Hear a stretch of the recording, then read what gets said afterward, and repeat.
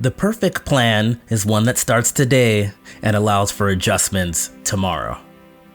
If I could sum up my greatest accomplishments in my life into one guiding principle, that would be it.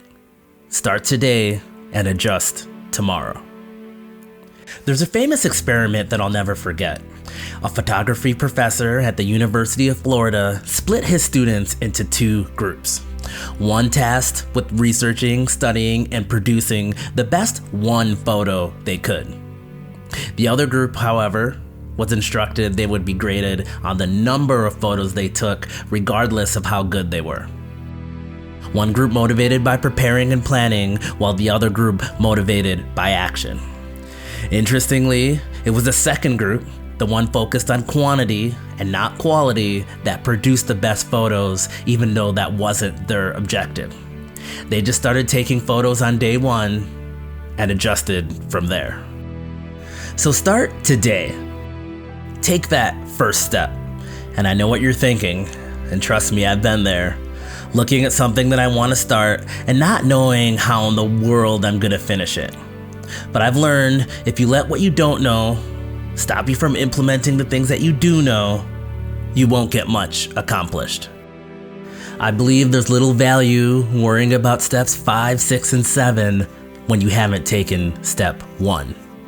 If you do that, you're selling your future self short. Don't underestimate the lessons experience will teach you along the way. Much like those students taking those photos, I've learned my most valuable lessons when I committed to the action regardless of the result. So I'd argue it's better to move forward with an imperfect plan than to stand still with a perfect one. And let me clarify, I'm not suggesting that you skip the planning phase. All I'm saying is that planning and action can and often should be occurring at the same time.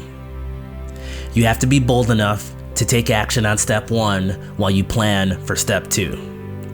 But be humble enough to admit what didn't work on step 2 so you can adjust for step 3. And so on and so forth.